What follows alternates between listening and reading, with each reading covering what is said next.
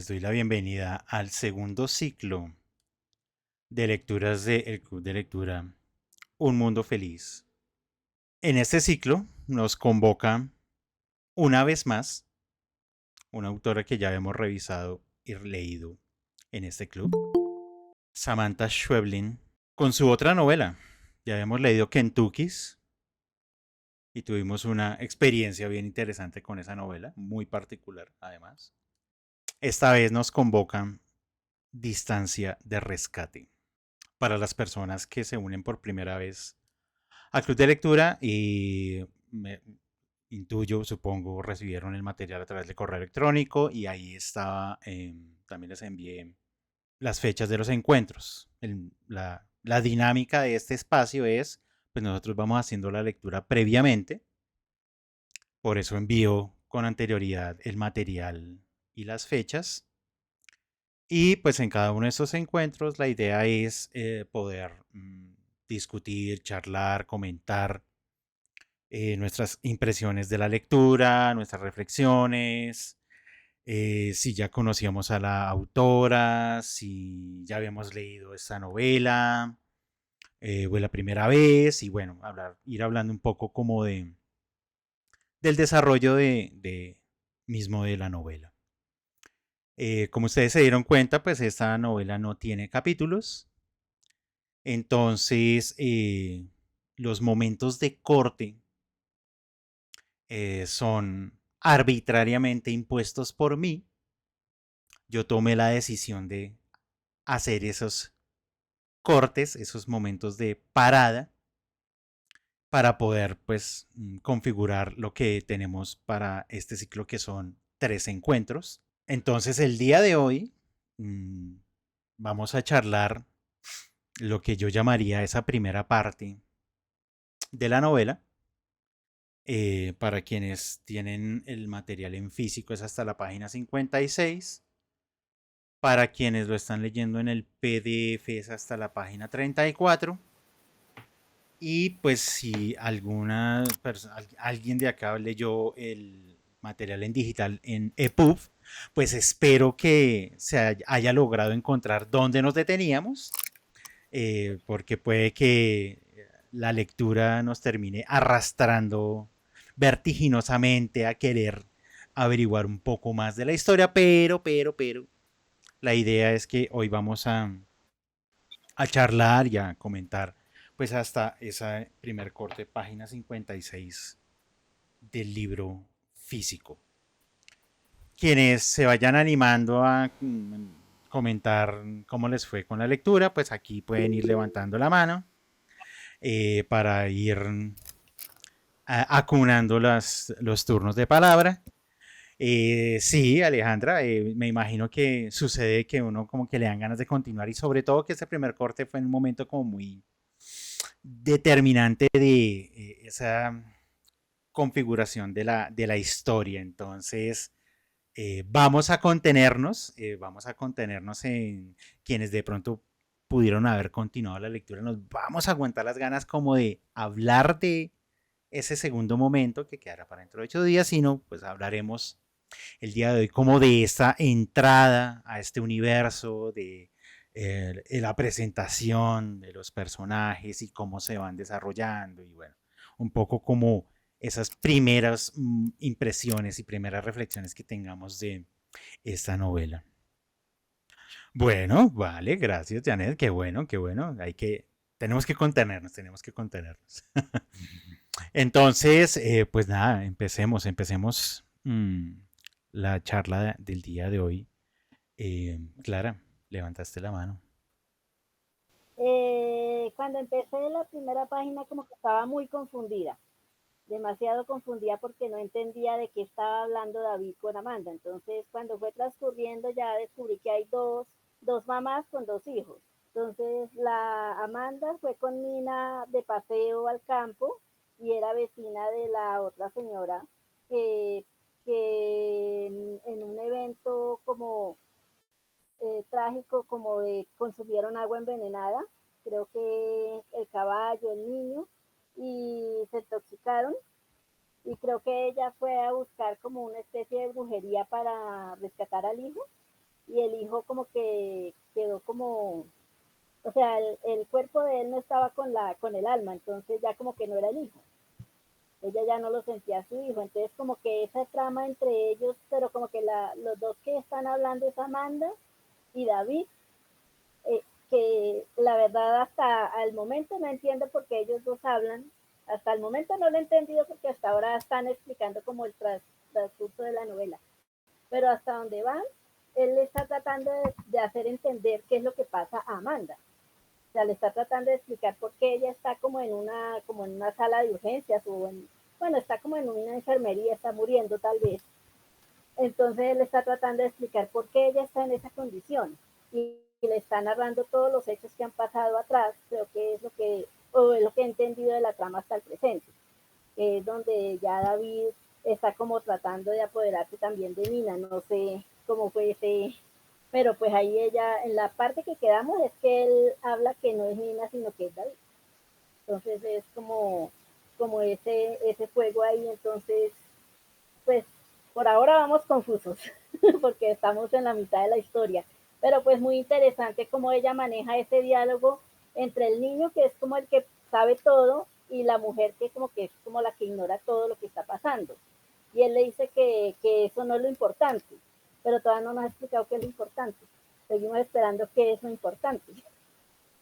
Es muy interesante, me ha gustado mucho la novela hasta el momento, aunque las primeras líneas fueron un poquito confusas porque solo hablaba de gusanos, yo dije, ¿será que está llena de gusanos? Pero no, creo que los gusanos es como una figura para decir como el envenenamiento o la enfermedad o la causa que lo está llevando a ese problema que él quiere mostrarle a Amanda.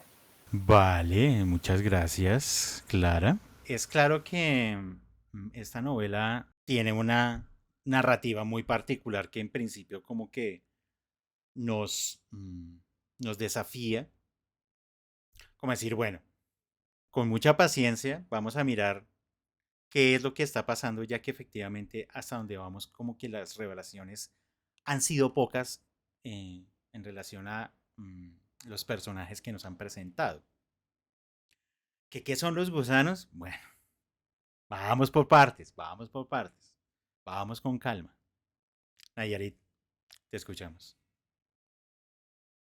Eh, pues sí, como la mayoría asumo yo, el comienzo es un poco confuso. Yo de hecho me puse a hacer como mapa genealógico de quién es, cómo se llama el papá, cómo se llama la mamá. Entonces yo decía, bueno, ¿quién está hablando? Porque yo al comienzo decía él, ella, después ya él se volvió David, ella se volvió Amanda.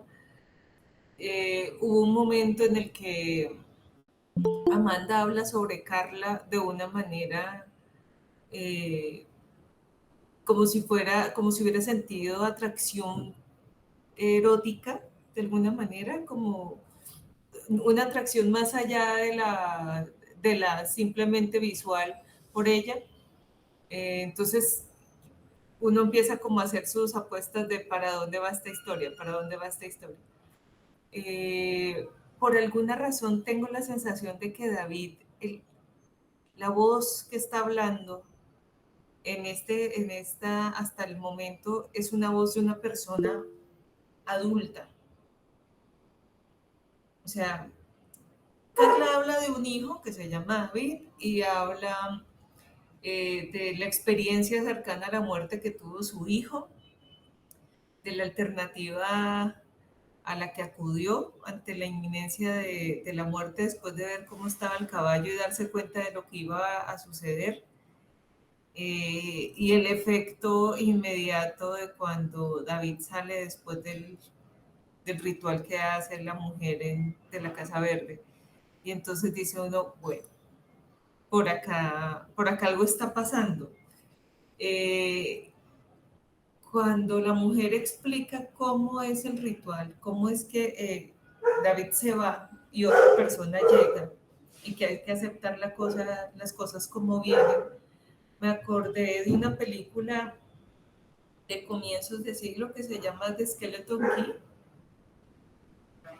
no es así la mejor película, se encuentra, pues yo la vi en televisión hace mucho tiempo, es como de 2005 o 2006 con Kate Hudson y me gustó. Y me hizo pensar en estos rituales, Ale también la vio, en estos rituales vudú en los cuales hay esa migración de las almas de un cuerpo a otro, ¿sí? Como un ejercicio de posesiones. Pensé mucho en eso, en la velocidad que va tomando la lectura, lo que es el sueño el sueño de Amanda, pues la pesadilla de Amanda, solo hasta que ella dice, es una pesadilla, uno piensa, aquí ya fue, aquí David tomó el cuerpo de esta niña y va a seguir haciendo el ejercicio porque Amanda lo que está buscando desesperadamente es que David vuelva a su cuerpo, ¿sí? Por la forma en que habla, por la forma en que se expresa, da a entender eso. Me gusta mucho la escritura. La escritura está muy bien hecha, está muy bien armada, porque si bien al comienzo es difícil que te agarre, el emplear cursivas y redondas para hacer la diferenciación de voces es una buena estrategia. Eh, Vemos que la narradora principal es Amanda. Es ella la voz que nos cuenta todo y tiene la facultad de que esas interrupciones o esas preguntas de David no rompan la voz de Amanda. También me parece inminente que Amanda se va a morir. Sí, es como que Amanda está, donde sea que esté, está en un proceso en el que sabe que no tiene salida. Por eso hay una, no sé, cuando la leí, sobre todo cuando me detuve y dije, demonios, no puedo avanzar, lo que pensaba era en ese diálogo que puede tener uno en su cabeza cuando está, no sé, en un coma. Y, y sabiendo que lo que viene no es bueno y que uno ya está preparando prácticamente maletas para irse, en eso pensaba todo el tiempo. Amanda está en una situación en la que no puede avanzar, pero además esa búsqueda de los gusanos es como mínimo angustiante. O sea, es como, ¿por qué tengo que buscar estos gusanos? ¿Por qué es tan importante el momento en que me entraron? Porque no me voy a curar, no voy a cambiar las cosas. ¿Por qué eso es importante? Cuando apareció el agua envenenada, pues el agua no estaba más envenenada, sino contaminada por el ave en descomposición. Considere que ese era el momento en el que ella se había infectado. Después cuando se tomó el té en la casa de la viejita, pues es que Emma nunca lo tomó, lo tuvo ahí. Dije, no, de pronto fue ese momento, pero hasta ahora no hemos llegado a ese punto donde eso ocurre. Y sin embargo, lo que lleva a uno es brutal. Las palabras usadas no me parece que tenga lenguaje difícil, o sea, usa un lenguaje muy cotidiano, una forma de expresión muy cotidiana de la conversación de una mujer con la que puedes conversar en cualquier momento en una fila de banco o de supermercado. Y me parece muy difícil, no sé cómo hiciste para repartirlo, porque o sea, yo siento que es muy complejo no comérselo de una sola sentada. Entonces queda uno como con el motor acelerado para lo que viene. Me gusta mucho cómo escribe Samantha Schweblin. Eh, no sé si es por su contemporaneidad o porque es también de este continente,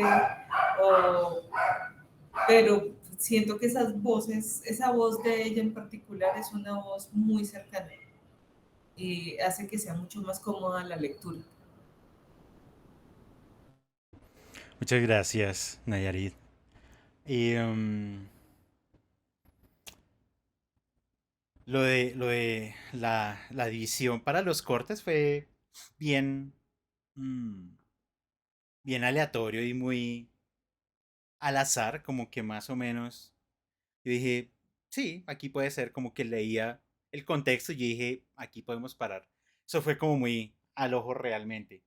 Y es una novela corta, es una novela que se lee realmente muy fácil, pero no quería hacerle solamente una sesión a esta novela, porque me parece que ese elemento de complejidad que tiene, que es entender cuál es el contexto de los personajes, eh,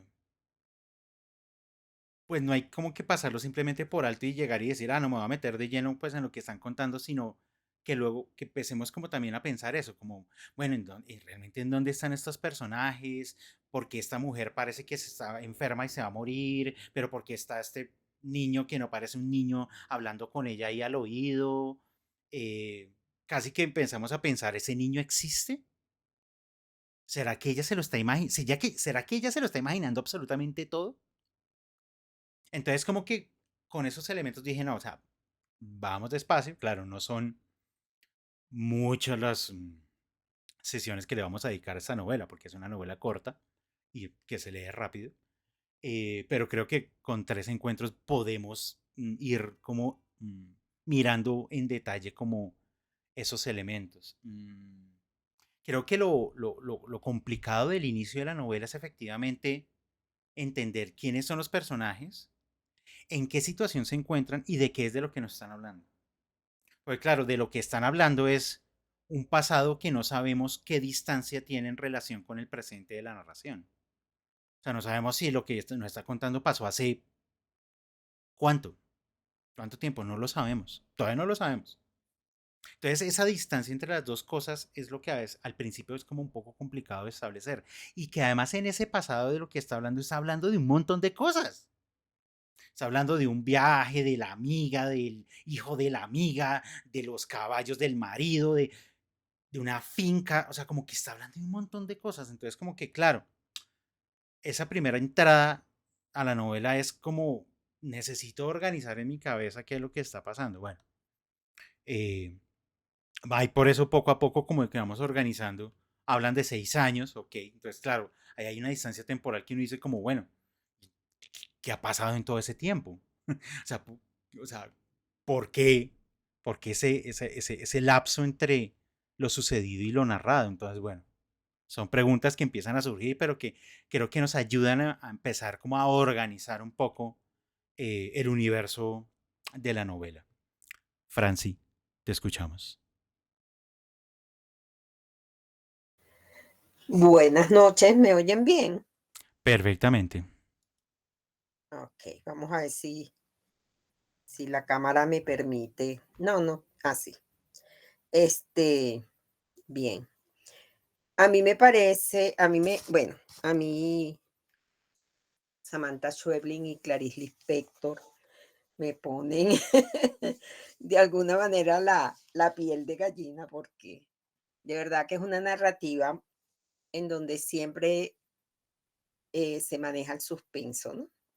Ella maneja muy bien ese elemento de mantenerte atento a los detalles como si fuera dejando miguitas de pan para que uno siga el camino, ¿no?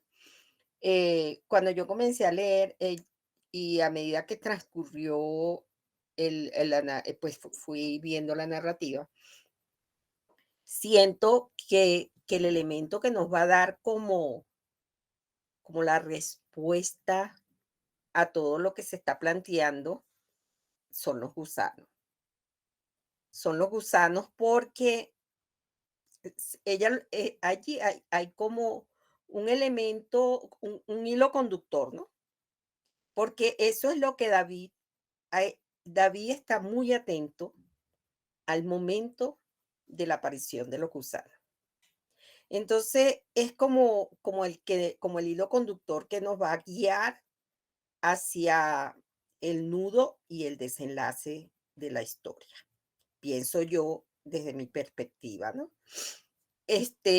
Me parece muy interesante la manera como describen los movimientos de Carla, su ropa, o sea, ella hace como muy importante esa descripción, ¿no?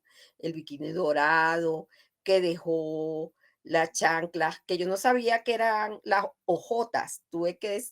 Mi hija fue la que me lo dijo, que no, mami, esas son en Argentina le dicen así a la chancla.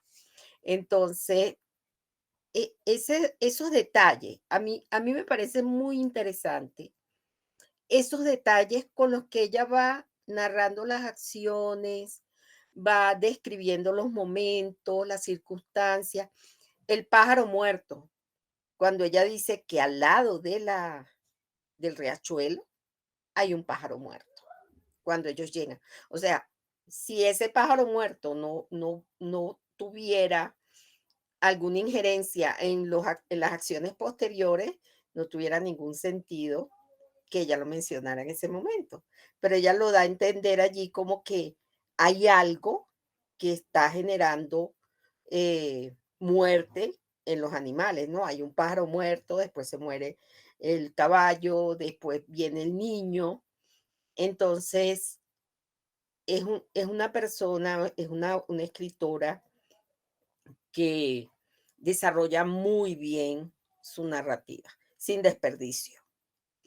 Sin exagerar, sin sobreabundar y sin que falten los elementos necesarios para que el lector se involucre. Entonces, me parece súper interesante y sí me costó, yo que soy una lectora voraz, me costó increíblemente pararme. Es más, leí una página más y después dije, no, me voy a parar y me voy a parar, voy a hacer caso. Entonces sí, eso, pues para no repetir lo ya dicho, eso es lo que yo creo que puedo aportar en cuanto a lo que vi. Muchas gracias, Franci. Claro, la presencia fuerte de esa imagen de los gusanos, que es ese primer diálogo que tienen David y Amanda, como que le queda a uno en la cabeza, porque además lo repiten y que se preguntan y qué son y que, pero de dónde vienen y por qué son importantes. Claro, eso queda como ahí en la cabeza uno dándole vueltas. Creo yo, me parece que hasta donde vamos en lectura, ya nos dieron unas pequeñas pistas de la relación de la importancia de los gusanos y algunos sucesos en particular. Cuando David llega y dice, sí, claro, es que esto es importante, cada vez que dice eso, eso es importante, hay unos detalles en particular de los sucesos y las personas involucradas cuando David señala ese, como deténgase aquí y deme más detalles. De hecho, en uno de esos es una situación totalmente casi que tangencial, porque es como un suceso en una tienda, digamos. Y él dice, no, no, no, aquí hay algo importante. Bueno, ahorita miraremos en detalle cuáles son qué son esos detalles de lo importante que señala David. Alejandra, te escuchamos.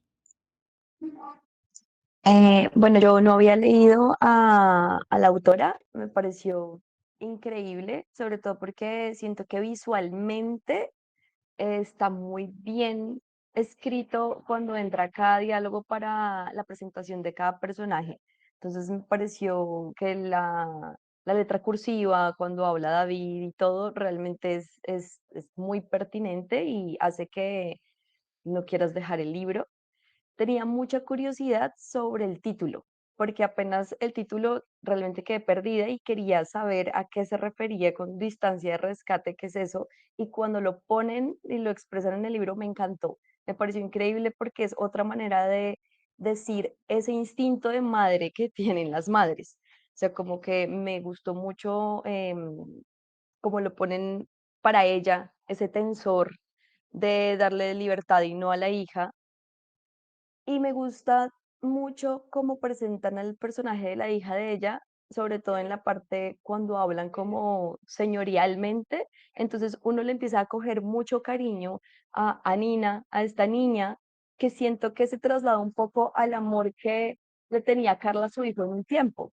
Entonces siento que hay como una visión así de que tal vez esta persona era una buena madre antes de decirle monstruo a su hijo, de que no tuviera alma. Entonces me gusta mucho cómo uno se empieza a encariñar con los personajes y a sentir la angustia que tiene la madre por algo que puede ser irreal. Entonces, también, como decía mi compañera sobre la película, en un punto del libro yo estaba muy asustada.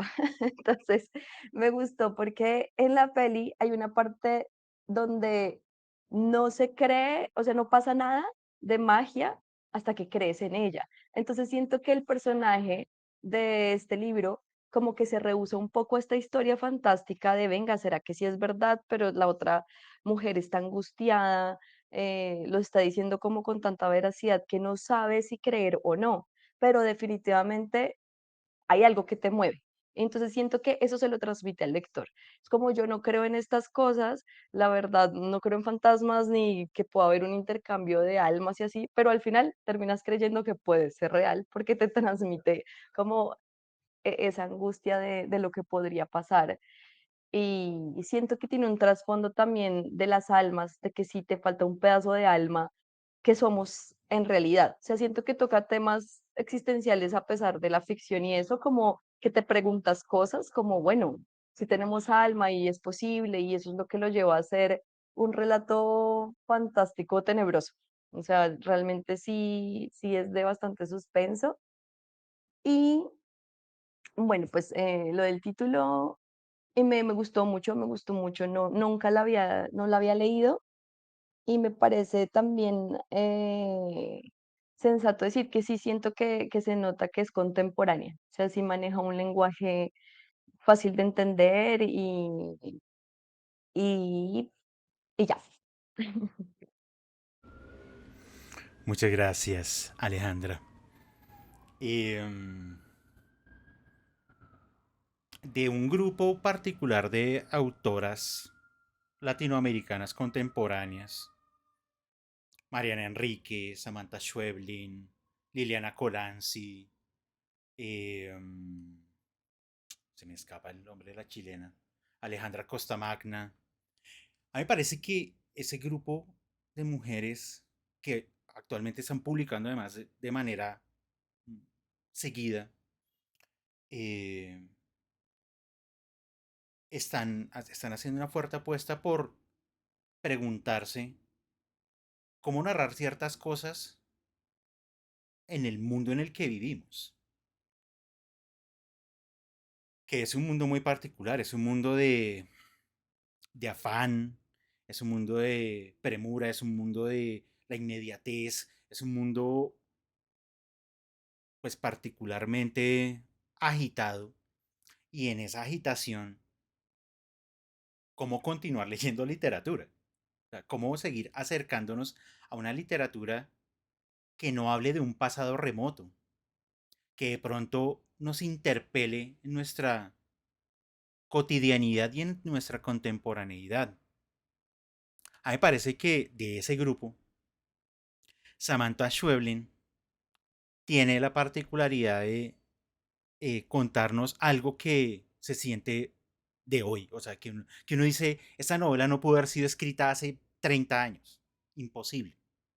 Porque hubiera sido escrita de una manera totalmente diferente, como con mucha más complejidad, con una interioridad supremamente enorme de los personajes. Bueno, con muchas diferencias narrativas, sobre todo en términos del elemento estético de la obra. Entonces, sí, uno lee a Samantha Schweblin y uno dice, si ella vive el mismo mundo que estoy viviendo yo.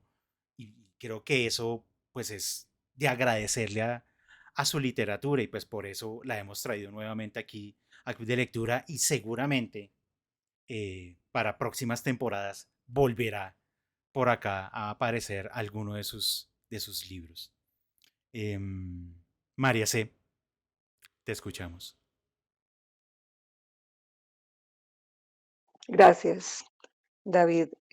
No, interesantísimo. No, no solo leer a Amanda Shevlin, la había leído en Mujeres Desesperadas y Salir, y me di cuenta entonces, pues que como todo, pero especialmente lo que tú dices, este tipo de narrativas, pues son de cuidado, son de atención. O sea, hay que leerlas con calma. Y efectivamente cuando uno empieza, es curioso porque no siempre se inicia con un diálogo, pero esto inicia con un diálogo, ¿cierto? Y como decía Nayarit, nos pone la cursiva para que empecemos a diferenciar. O sea, qué es lo que pasa ahí, ¿cierto? ¿Quién es que está hablando? Entonces, es un diálogo dentro del cual hay una narración en la que también hay otro diálogo u otros diálogos muy importantes y otros fragmentos de diálogo, ¿cierto? Entonces es la historia dentro de la historia dentro de la historia y pues ese siempre es un tipo de narración que lo lleva a uno, digamos que a ser muy cuidadoso. Pero resulta que este diálogo que yo llamaría principal, que alguien dijo ya que es como el que lleva el hilo conductor, pues no es cualquier diálogo, porque qué tal comenzar una conversación diciendo son como gusanos, están en todas partes, entonces ya queda uno alerta de que hay una situación, hay algo que es terrible, que en ese momento no sabe uno si es real o no, pero que es algo terrible, porque no, eso de los gusanos pues no es tan amigable, ¿no? Además dice que están en todas partes. Bueno, pero muy temprano, ya en esa misma página o la siguiente, uno sabe que ese diálogo aparenta ser de un chico, ¿cierto? Que como ya dijo alguien, habla como un grande, y de una mujer. Y ya se va dando cuenta uno por la forma en que habla que esa mujer es adulta. Y sin embargo, el diálogo lo guía o lo lleva el chico, ¿cierto? Lo lleva David. Y muy temprano sabemos que la mujer está acostada y que no se puede mover y que hay unas sábanas que por lo visto no son las suyas y que las siente incómodas, ¿cierto? Entonces, en la página 11 dice David, dice el chico, que mientras esperan ahí donde están, ¿cierto? Hay que encontrar el punto exacto en que nacen los gusanos. Y enseguida aclara, eso es importante para todos.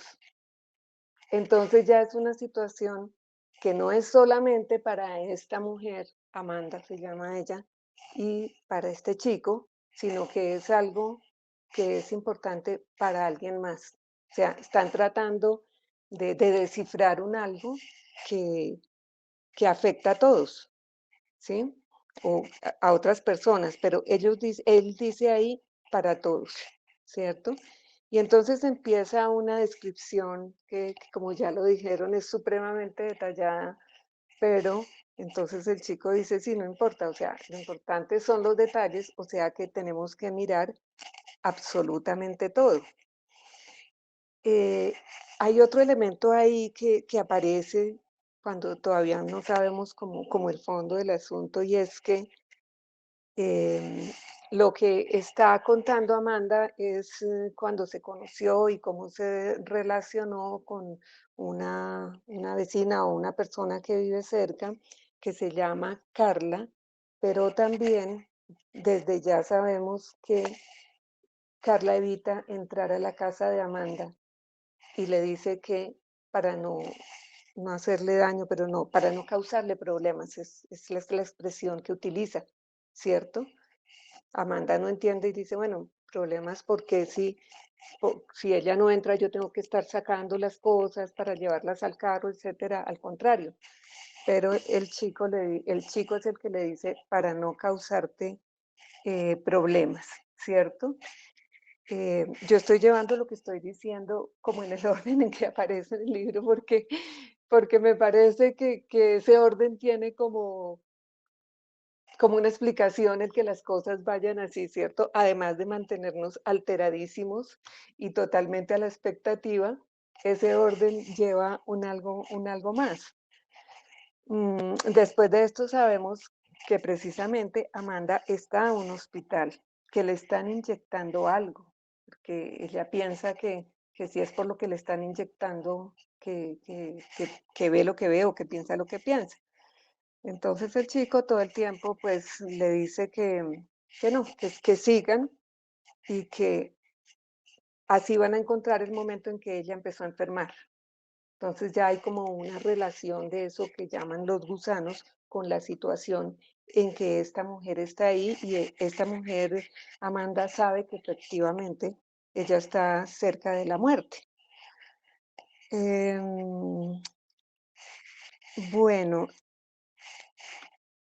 ya en la página 14, entonces es cuando uno se espeluca totalmente porque resulta que en la conversación tan interesante y llena de detalles en cuanto al físico de las dos mujeres, etcétera, hay una narración que es como una narración de fondo y que incluso interrumpe bastante el otro diálogo, y durante toda esta narración el chico ya no está diciendo eso es importante, ¿cierto? Y no le está diciendo sigamos con los detalles, sino que está toda la descripción de lo que pasa cuando, por haberse fugado pues un padrillo que tenían en la finca, el esposo de Amanda, y del cual estaba Amanda responsable esa tarde con su hijo, porque ella tenía que cuidar al hijo. Entonces Amanda no, Carla tiene que salir a buscar a este animal, a este caballo, y al hacerlo llega a un riachuelo en el que, como ya lo detalló alguien, hay un pájaro muerto, ¿cierto? Entonces ahí uno se alerta y efectivamente eh, Carla se alertó en ese momento y dijo, pues miércoles, acá esto no puede ser. Entonces hace que el chico se salga del agua y ella intenta coger pues al caballo, llevarlo para su sitio.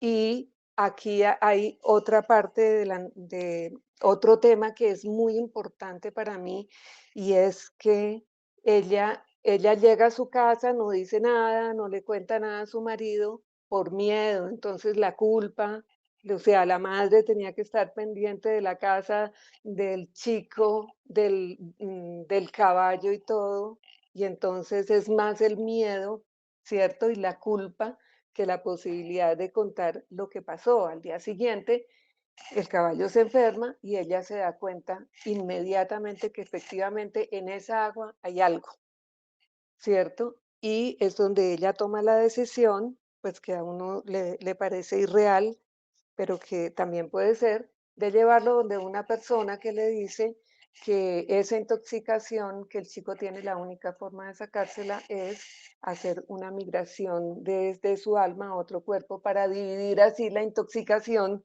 ¿cierto? En dos partes, y así él va a tener menos intoxicación. Entonces, em, entra dentro de toda esta descripción, entra, digamos, el otro hilo, que es la distancia de rescate, de la que ya hablaron y que me parece a mí tan importante, porque es la otra, el otro atributo, entre comillas, de la mujer, de la madre pendiente de su hijo, ¿cierto? Y que ella aprendió de su madre, de su abuela, pues de la tradición, a medir la distancia en la que pueda rescatar a su hijo, a su hija, sí, para que no le vaya a pasar nada. Sí, es una distancia que se vive, no tanto que se mide, ¿cierto? Porque se mide cuando se conoce el territorio, pero en el momento en que pasa algo en ese territorio, entonces ya la distancia muda, la distancia ya es diferente. Entonces, hay un momento, para mí, esa distancia de rescate se relaciona muchísimo con esa conversación de afuera, ¿cierto? Con esa conversación de David y Amanda, porque resulta que la distancia de rescate es cómo yo voy a poder salvar a un hijo mío. Pero entonces, eso es cuando yo conozco el riesgo, ¿cierto? Eso es cuando yo sé dónde está el riesgo. Entonces, la piscina o el río, bueno, alguna cosa física, algo así. Pero cuando no sé dónde está el riesgo, como sucede en la otra narración que estamos viendo, ¿cierto? Que algo pasó por lo cual Amanda se enfermó. O sea, no sabemos. Y lo que están tratando durante todo el tiempo es de buscar ese sitio, ese lugar, ese momento sobre todo, ¿cierto? Entonces, ¿qué pasa ahí con la distancia de rescate? Sí, entonces yo como que relacioné estas dos cosas y yo dije, miércoles, esto se puso grave porque, porque entonces no sabemos dónde está el riesgo, pero para mí sí ya hay un elemento muy importante y es que ese riesgo está en el agua, por lo menos en ese riachuelo. Hay un riesgo que afecta a todos, que todo el mundo se ve afectado por eso. Ellos lo dijeron. O sea, ahí la autora nos dice, fíjese acá, yo se lo estoy diciendo. Ahí está pasando algo grave, algo importante. Y después, como dijo David, cuando en otra situación van al pueblo, Amanda y su hija, entonces se presenta una situación, o sea, se presentan varias situaciones, pero una es en una venta que hay en un sitio comercial en el que hay, ¿cierto? En el que aparecen una niña que tiene como con problemas en deformidades o algo así, ¿cierto? Aunque me salté una parte muy importante y es que cuando pasa lo de la migración, hablan de Amanda Carla le dice a Amanda, es que esa señora de la Casa Verde, ella atiende y le dice los casos que atiende. Entonces eso lo lleva a uno a pensar y también llevó a Amanda a pensar que son cosas que se suceden a menudo, ¿cierto? Y entonces habla de cuestiones en la piel, de vómitos de sangre y de abortos espontáneos. Entonces, como que si uno va uniendo todos estos puntos, uno dice, bueno, hay algo ahí en esa agua, en el ambiente, en el alrededor donde están estas personas, donde pasa algo. Pero también hay otro momento en que dicen que la misma Carla dice, sí, es que, o sea, en el pueblo pasan cosas, todos sabemos que en el pueblo pasan cosas, y hay otro momento también en el que hablan de las personas con problemas, y dicen que hay varias, o sea, que no es un caso único. Bueno, esto ya al final lo dije con mucho desorden, pero es porque tampoco me gusta tomarme demasiado tiempo. Entonces creo que por ahora eso es como los elementos, aunque también ahí en la descripción hay un momento en que este chico le dice, mira, hay algo, ese que tú estás diciendo sí es muy importante, y es cuando fueron al pueblo, cuando llega un momento en que ella ve la casa verde y ve salir un perro que le falta una pata y lo ve salir de un pastizal y ella dice, yo sentí algo raro y cuando siento algo raro, eso para mí es un aviso y entonces me devolví. Y entonces ahí el chico le dice, sí, eso es importante, ahí hay algo. Entonces, bueno, hasta ahí, mil gracias por la paciencia. Muchísimas gracias, María C. Se ha señalado ese aspecto relevante de en qué es lo que nos está llamando la atención, David, sobre lo que es importante en relación con los gusanos. Y empezamos a ver que es en lo extraño, en lo diferente, en lo no normal de ese entorno. Es la niña con este problema, es el perro de tres patas. Entonces como que uno llega y dice, es Nina dándole 4 vueltas a la piscina antes de comerse la comida.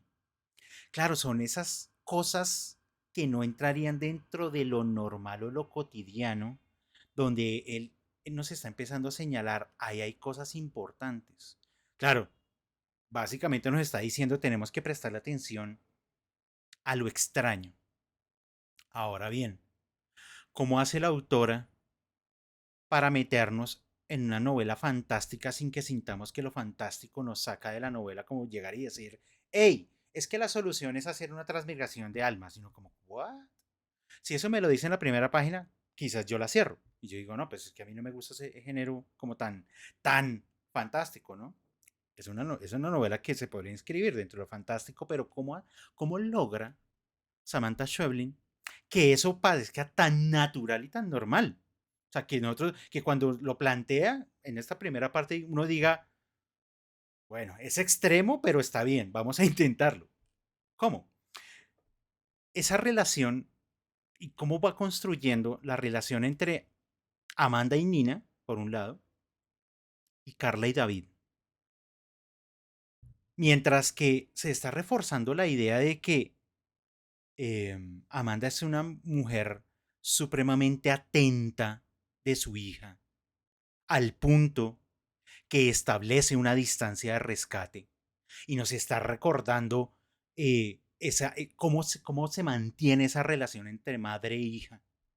Y entonces siempre la está mirando y entonces como que intuye dónde está y qué está haciendo y la mira y está la niña como tan tranquila en sus cosas.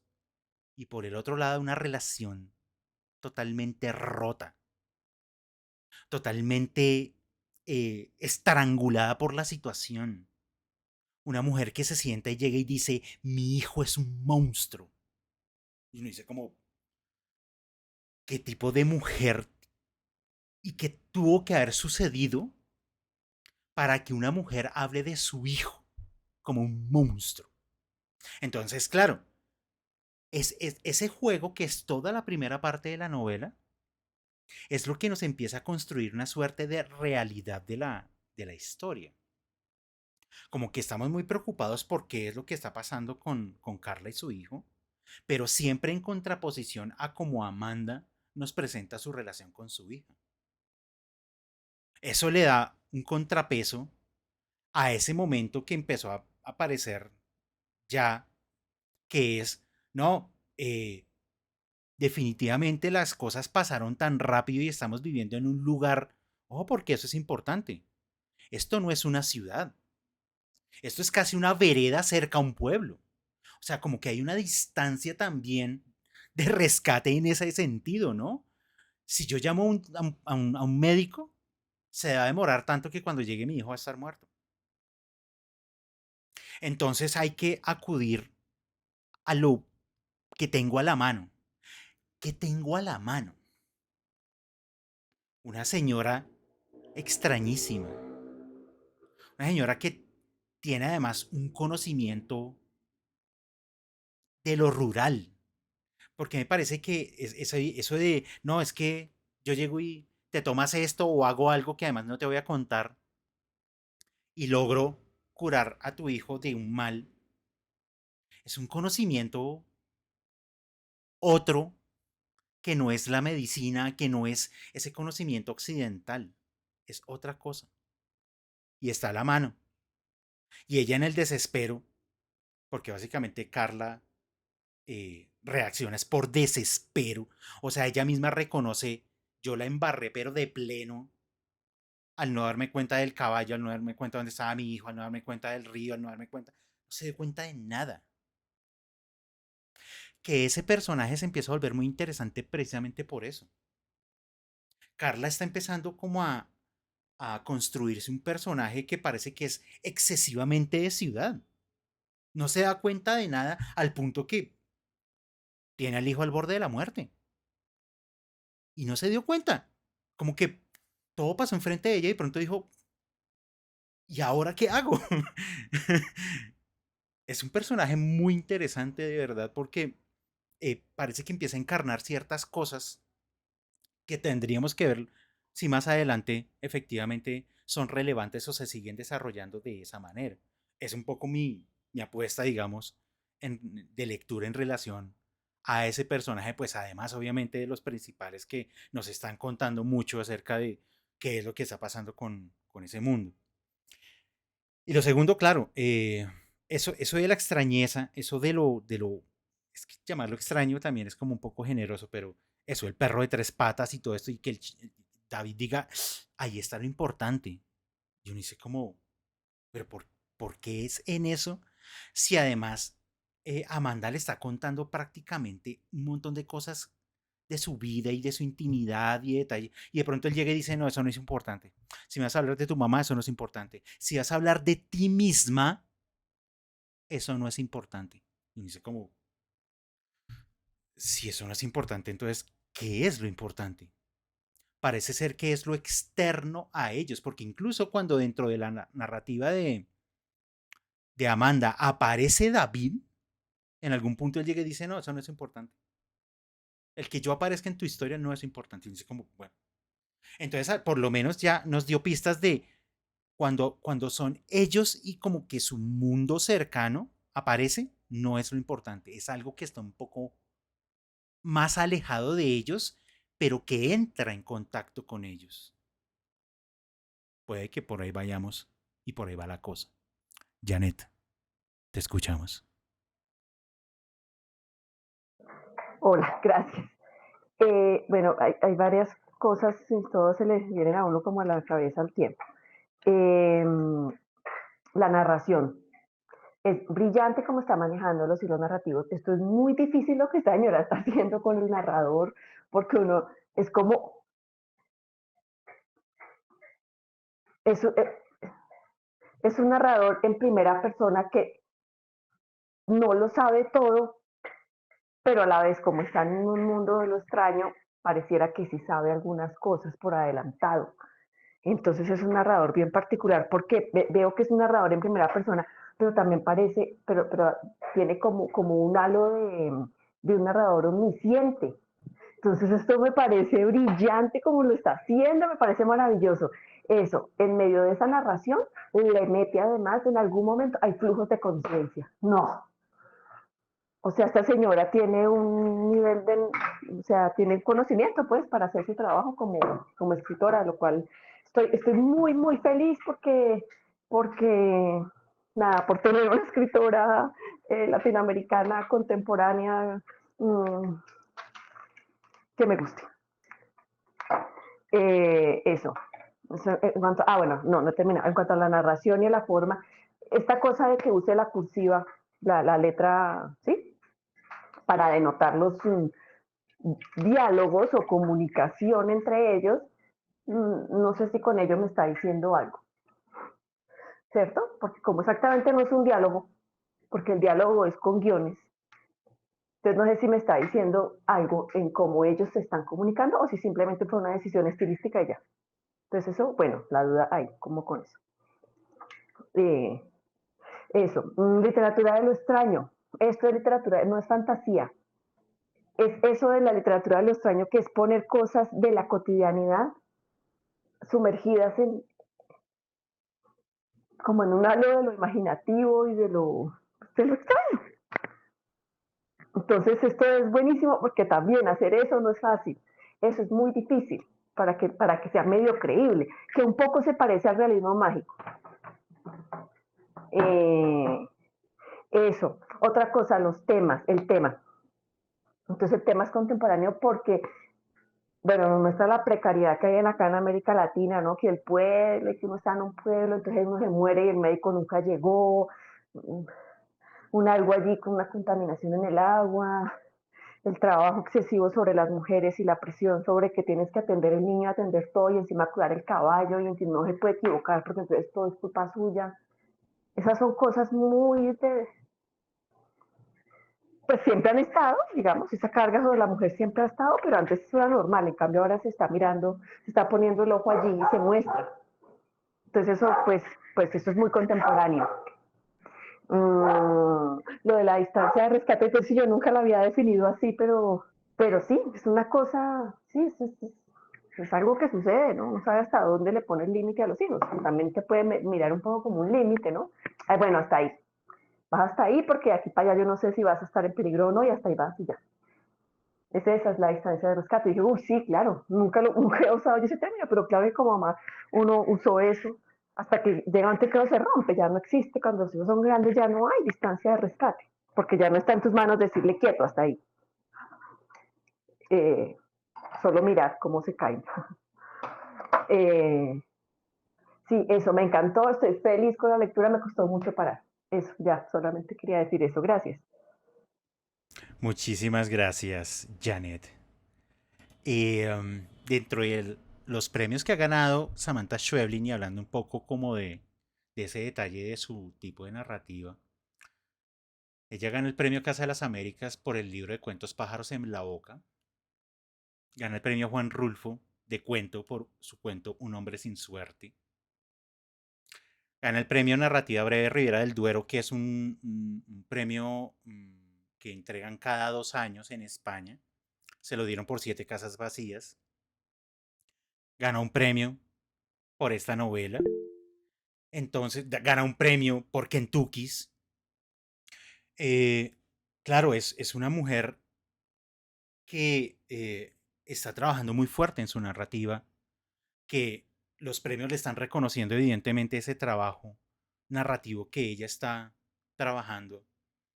Ella actualmente vive en Berlín porque encontró que en Europa en general, pero en Berlín en particular, ella ha ganado becas de escritura para vivir de la escritura. O sea, ella literalmente dice, yo quiero vivir de la escritura. Y para hacer eso, entonces, ¿qué hace? Pues me gano una beca, una residencia, y sigo escribiendo y sigo trabajando y me siguen pagando por lo que hago. Ella es una escritora y el título le es propio. Entonces, claro, ella está intentando, como muchas de su generación, explorar fuertemente en el lenguaje y en las formas estilísticas de crear una obra. Claro, ella no va a acudir a la tradición de yo te voy a poner un diálogo directo de la manera más tradicional posible, de te pongo un guión, te pongo una voz, porque ella está construyendo eso que Janet mencionaba, eso extraño. ¿Yo cómo construyo lo extraño? Claro, pues con elementos que no son la cotidianidad de la literatura. Entonces yo pongo una voz en cursiva, una voz normal, digamos, pero esa voz me trae otras voces que además es uno de esos inventos, y voy a hacer aquí un pequeño, un, un comercial, uno de esos inventos que dentro de otras cosas que hizo esa novela, pues el Quijote lo tiene, ¿no? El Quijote está armado de historias dentro de historias dentro de historias. Entonces es una herramienta que con sus 5 siglos de existencia sigue funcionando y sigue alimentando las formas de la narrativa. Bueno, ahí vamos, ahí vamos. En la distancia de rescate me parece la lógica que nos rige a quienes padecemos ansiedad. Bueno, Pájaros en la Boca es un gran libro de cuentos. Si no lo han leído, por favor, léanse lo que es un gran, gran libro de cuentos. Clara, te escuchamos. Bueno, pues a mí esta historia y lo que hemos estado hablando me recuerda mucho como esa película de Una mujer audaz de Eddie Brochowitz, bueno, que, que muestra cómo una fábrica está envenenando una comunidad. Más o menos estoy entendiendo eso en cuanto a las mutaciones que hay en niños, enfermedades raras, todo eso, y la muerte de los animales. Entonces creo que va muy por mostrar eso, cómo están envenenando la comunidad a través del agua y a través, me imagino que de desechos, que no sabemos dónde más los estén poniendo, porque el agua pues es algo que consumimos todos normalmente y no sabemos si el acueducto o lo que tengan en la región se ha tomado de ese río.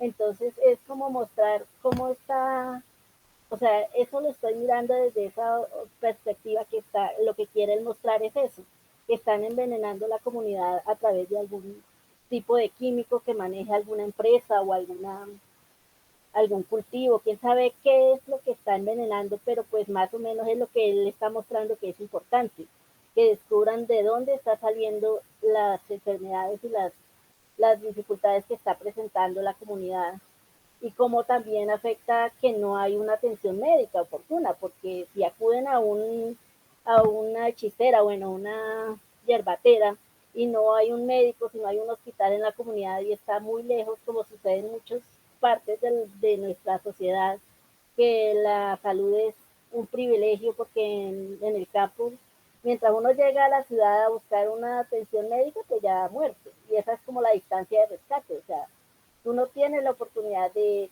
llegar a tiempo a ser rescatado de una mordedura de serpiente, de lo que sea. Entonces, es como mostrar eso, lo que creo que pretende ella llegar por ahora, por lo que hemos hablado ahorita y por las deformidades de los niños, de los animales y las muertes.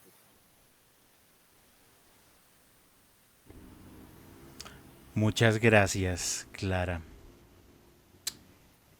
¿Cómo abordar en la literatura un problema como es la contaminación de los ríos sin que la novela se vuelva un panfleto ecologista? Bueno, parece que eso es lo que tenemos también entre manos.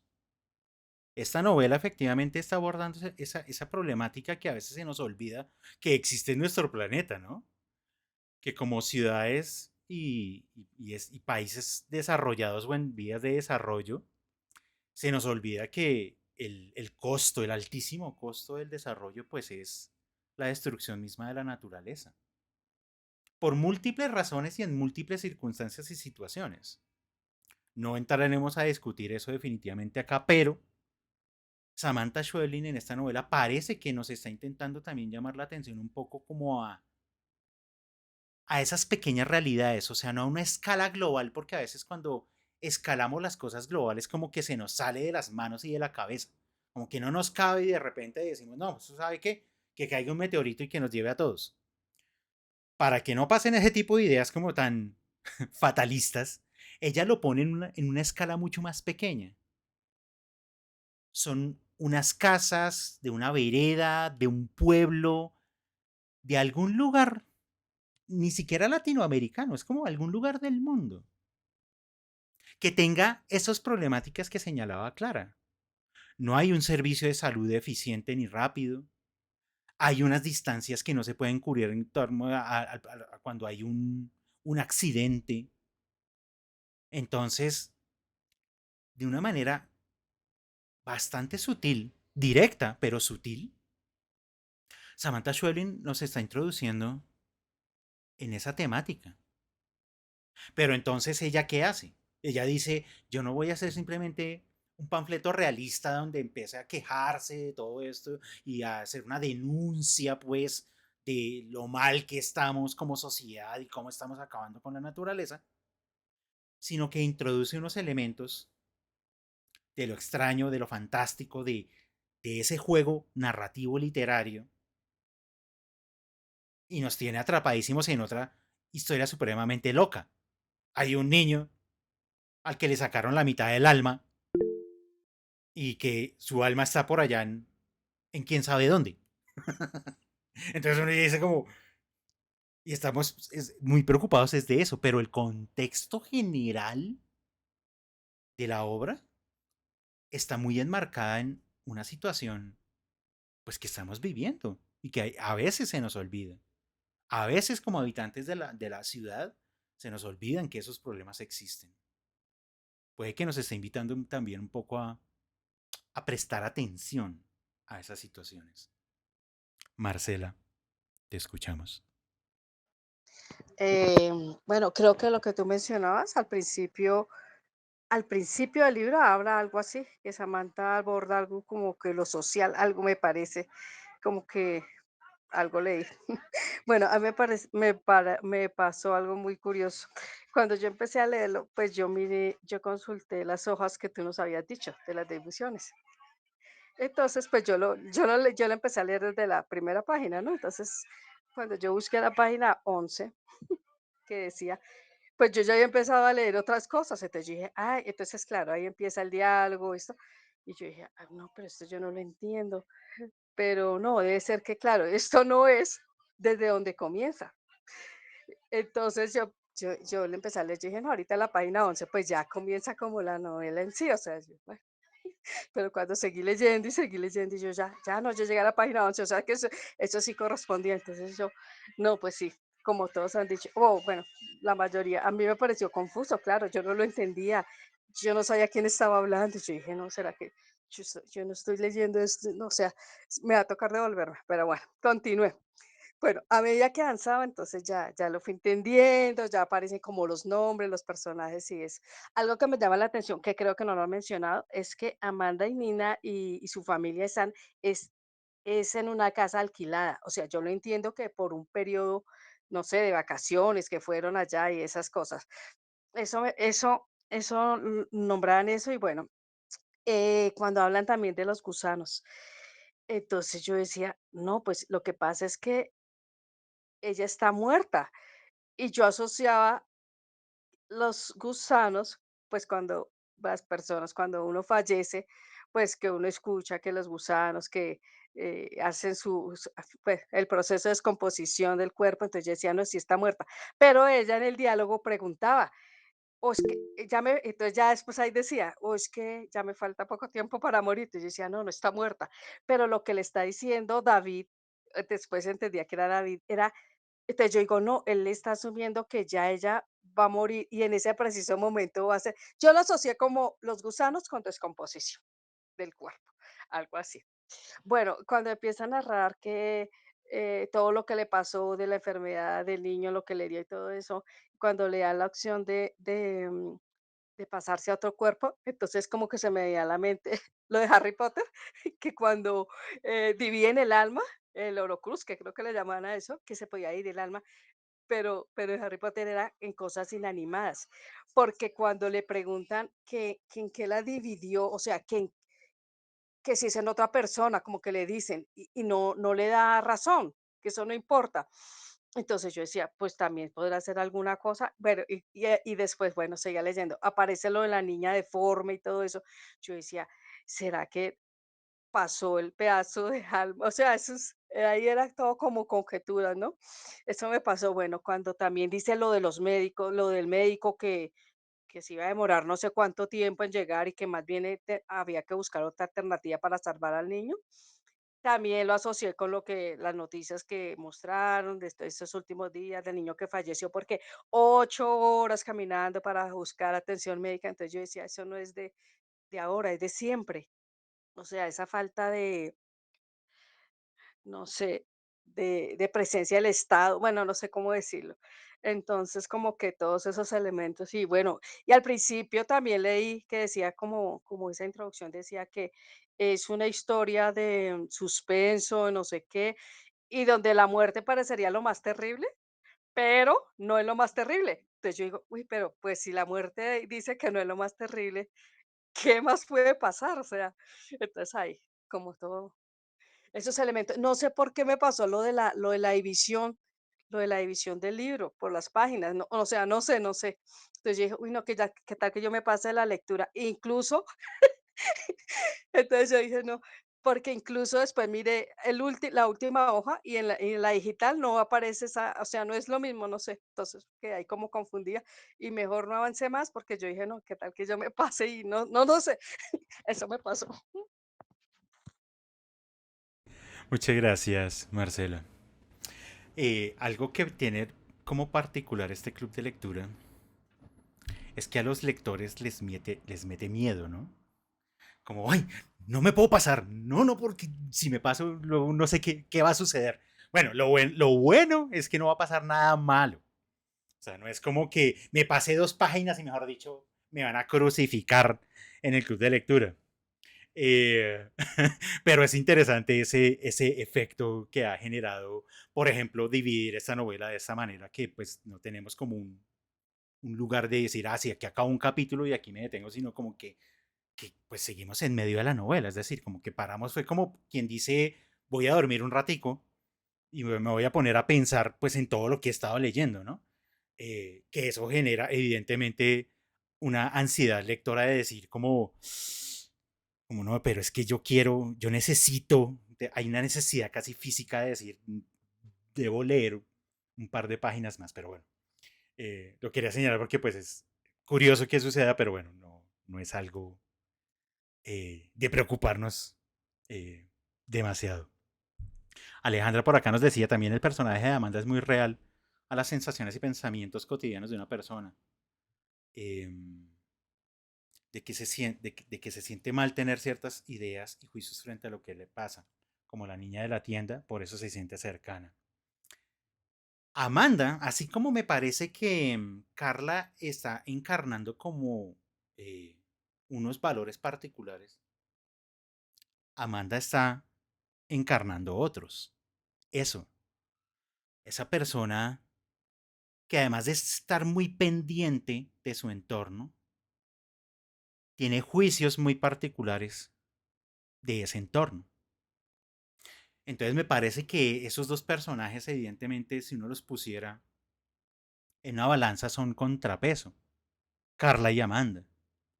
Por los valores que empiezan a encarnar y por la visión de mundo que nos están ofreciendo. Si solo tuviéramos a una Carla, sería una historia tan descarnada que sería muy difícil empatizar con los personajes. Casi que los tendríamos que abandonar por rechazo. O sea, una madre que dice mi hijo es un monstruo y está totalmente como neurótica de esa situación y como que hay un desprecio tan profundo. Hombre, pues eso sería muy difícil de seguir todo el tiempo en la narrativa. Entonces, claro, esos elementos que encarna Amanda como personaje, pues le hacen un fuerte contrapeso en una mujer como muy atenta, muy preocupada, muy detallista. Ella siempre mira los detalles, pendiente de su hija, mira mucho a bueno, su amiga, que parece que tiene como hay unos mm, emociones particulares sobre ella, pero como que eso quedó ahí, al menos por ahora. O sea, parece que no es algo de lo importante, según David. Entonces, bueno. Escuchándolo, el más recordé el capítulo de Los Simpsons cuando Bart le vende su alma a Milhouse, sí. en la versión cómica de Los Simpsons, pero claro, aquí la preocupación es, al menos en Los Simpsons sabe a quién se la está vendiendo. Acá no. Acá la dividieron y es como, no, pero eso no importa. Como aquí, ¿no importa? O sea, la mitad del alma de ese niño se salió de su cuerpo y no importa a dónde fue a parar. Entonces uno dice como, no, pero si eso no es lo importante, ¿qué es lo importante? Como que esa es la pregunta que nos retumba constantemente, ¿no? ¿Qué es lo importante entonces? Alexander, lo escuchamos. Hola, buenas noches. No, pues queda mucho por decir, pero el tiempo es breve, voy a ser puntual, espero. Y no, pues nada, o sea, fuera de, digamos, la parte sobrenatural de la novela, que me parece que no, por ahora no hay que explicarla mucho y que a veces es algo que se sale como interpretaciones como muy puntuales por ahora. Pienso que hay detalles que han dicho que me surgen, o sea, ahora me surgen cosas cuando ustedes hablan, cuando habla, creo que Alejandra, una chica nueva que anda por ahí, María C, ella onda mucho como en detalles. Me parece que hay un detalle que ahora me surge, que me parece muy importante, y es la ausencia del padre o de los padres. Por no decir que de lo masculino, porque digamos que hay un protagonista, pues que uno de los protagonistas que es David, que es un personaje ambiguo, sí, que algunas dicen por ahí que parece adulto, pero digamos, centrémonos en la figura del padre y el padre está ausente. Por ejemplo, María C. decía que, claro, que esta chica, la mamá de David, estaba ocupada como con el cuidado del niño y tal, y todo eso, pero también estaba ocupada no solamente con el quehacer del cuidado del niño, sino también de los quehaceres de la casa y aparte de eso también la parte laboral, del trabajo que no es remunerado para ella, pues porque simplemente es como un apoyo, entre comillas, hacia el esposo, ¿no? Porque es como cuidar ese semental que es como el que provee ahí, prácticamente un semental alquilado que les provee como la platica, ¿no? Que lo alquilan, qué tal, que hacen el negocio con él. Y, y preciso es el que muere, ¿no? El semental es el que muere. Y uno dice, venga, pero ¿por qué ella tiene que estar cuidando al niño, al semental, lavando la loza? Entonces, claro, uno dice, venga, ¿y el man qué? Uno piensa de pronto si ese man hubiera estado ahí el papá, pues no hubiera evitado esto, no hubiera, pues, no, o sea, no hubieran pasado ese tipo de cosas, ¿no? Entonces me parece que digamos, uno como lector tiene que estar bien atento no solamente a lo que pasa explícitamente, porque es que me parece que hay una trampita ahí en el transcurrir de la narración, pero que es importante pues que lo centren a uno en los detalles, porque claro, uno inmediatamente tiene que ponerle cuidado a todo lo que dicen, porque cuando David está diciendo constantemente eso no es lo importante, pues uno se obsesiona buscando qué es lo importante, ¿no? Pero bueno, todas las narraciones son sesgadas, uno da su punto de vista de lo que cree que es importante, entonces una cosa ahí como que se va dando, pero a mí lo que me parece también importante, hablando de cómo habla David, es lo que no se dice, ¿sí? Entonces, eso que dice María, que le toca hacer cosas a la mamá, es por la ausencia del padre, y eso no lo dicen. Entonces, ese tipo de cosas, y también la otra chica, ¿no? O sea, la mamá de Nina, el papá tampoco está. Entonces, me parece que son detalles que hay que empezar a mirar de lo no dicho. Y ya, eso es todo. Vale, muchísimas gracias, Alex. Stefanid, te escuchamos. Hola, buenas noches. Bueno, antes de iniciar la lectura de la novela, pues yo por lo general reviso como entrevistas o como cierta información sobre la autora. Pues de hecho ya había tenido la posibilidad de leer el libro de Kentucky y me encantó. Fue una excelente novela, fue muy, muy chévere. Y bueno, el caso es que en una de estas entrevistas que le hicieron a Samantha, ella comentaba una frase que dijo Rebecca Solnit, que decía que el libro o un libro es el corazón que late en el pecho de otro.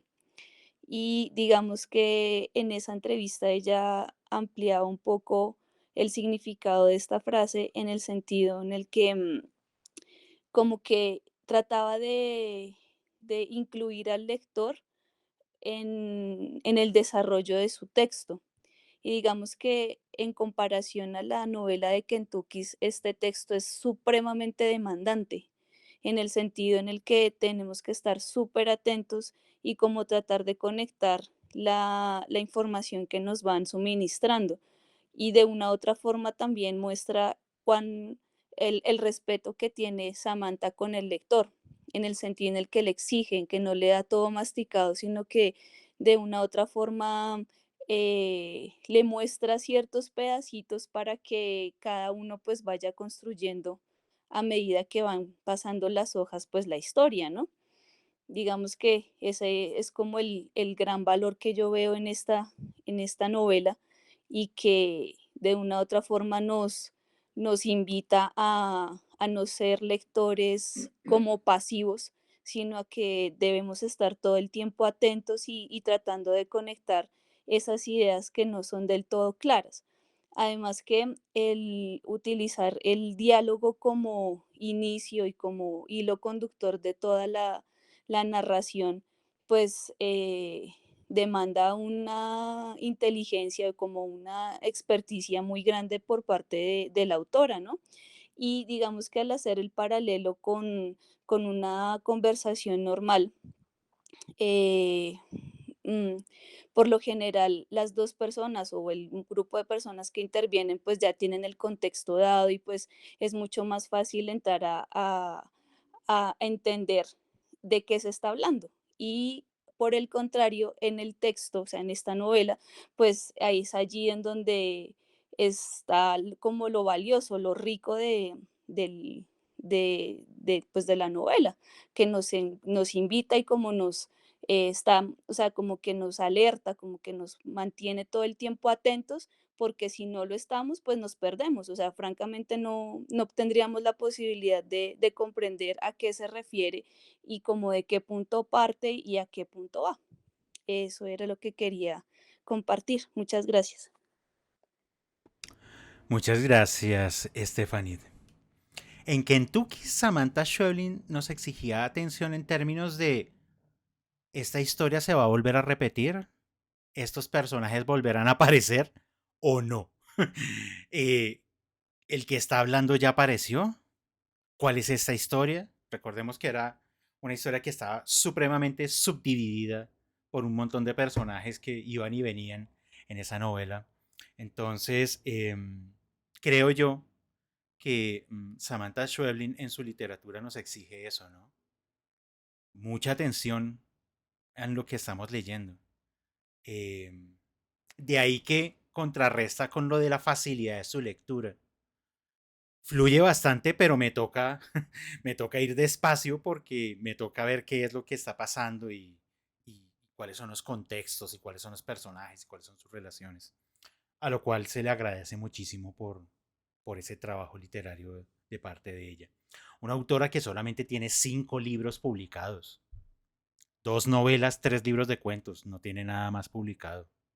Una mujer que cada libro se nota que lo piensa profundamente mucho tiempo antes de cualquier decisión. Entonces, estar pendientes de cuándo volverá a salir nuevo material de ella. El último fue precisamente Kentucky's en 2018. Entonces, bueno, suponemos que ella está trabajando en algo nuevo. Edward, lo escuchamos. Buenas noches para todos y todas. Estoy muy atento a sus apreciaciones porque no es novedad que me sintiera perdido también. Eh, bueno, sí quiero decirles que pues esto ya me surgió a medida que los fui escuchando, los estoy escuchando con devoción porque yo decía, yo necesito que me den luz. Y incluso lo voy a escuchar en audiolibro porque de pronto mi voz interna no hacía los alter egos que necesitaba, los suficientes alter egos para poder encarnar incluso al sentir femenino desde 2 ópticas, las 2 mujeres que están narrando la historia en gran medida, ¿no? Eh, Me gustaría hacer una apreciación un tanto desde la óptica filosófica, como esta mujer, Samantha, la autora, acude a la filosofía pura latinoamericana, porque ya no nos importa preguntarnos sobre el cosmos, el principio de las cosas, el hombre moral, virtuoso. No, hablemos del problema del hombre a pie de todos los días. ¿Qué piensa el hombre que tiene que salir a trabajar para alimentar una decena de niños? Entonces, y personas que viven en el campo, en donde hay riqueza natural, pero hay escasez monetaria, que es lo que muchos han aseverado hace rato. Y me parece importante poder tocar temas filosóficos, exactamente el problema del estar en un territorio y es en realidad lo hacen sentir a uno a la deriva.